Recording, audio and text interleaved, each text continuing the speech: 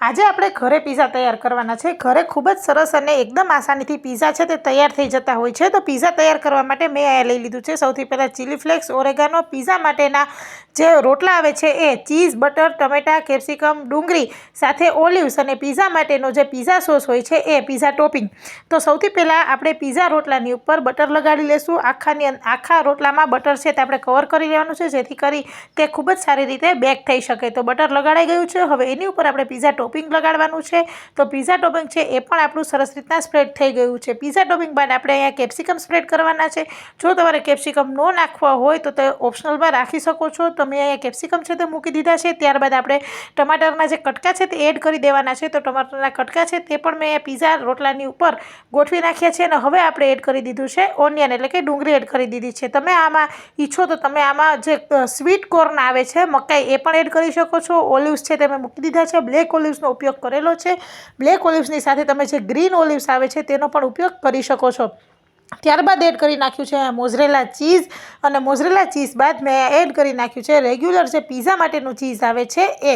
તો આ બધી જ વસ્તુઓને સરસ રીતના એડ કરી નાખી છે અને હવે આપણે આને એક નોનસ્ટિક પાનની અંદર છે તેને બેક કરવાના છે। મેં અહીંયા ઓવન કે માઇક્રોવેવનો ઉપયોગ કર્યો નથી। નોનસ્ટિક પાનની અંદર આ પીઝાને આપણે બેક કરીશું અને ધીમા તાપે આપણે નોનસ્ટિક પાનની અંદર બેક કરશું એટલે પીઝા છે તે ખૂબ જ સરસ થશે ને એકદમ સોફ્ટ થશે। તો અહીંયા પીઝા છે તે મારો તૈયાર થઈ ગયો છે। ઉપર મેં એડ કર્યા છે ચીલી ફ્લેક્સ ને ઓરેગાનો અને હવે નોનસ્ટિક પાન છે તે પણ મારી ગરમ થઈ ગઈ છે અને નોનસ્ટિક પાનની અંદર આ તૈયાર થયેલો જે પીઝા છે તેને આપણે બેક કરવા માટે મૂકીશું।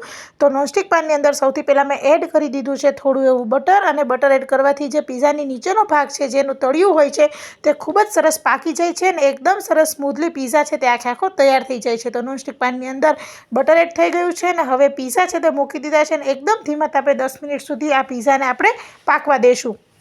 તો તમે જોઈ શકો છો કે આપણું ચીઝ છે તે સરસ રીતના બધું મેલ્ટ થઈ ગયું છે અને આપણો પીઝા છે તે પણ ખૂબ જ સરસ તૈયાર થઈ ગયો છે। હવે કટરની મદદથી અથવા તો તાવીથાની મદદથી તેના પીસ કરી લેશું અને ત્યારબાદ આપણે તેને સોસની સાથે એન્જોય કરીશું। તો ઘરે એકદમ આસાનીથી પીઝા છે તે તૈયાર થાય છે।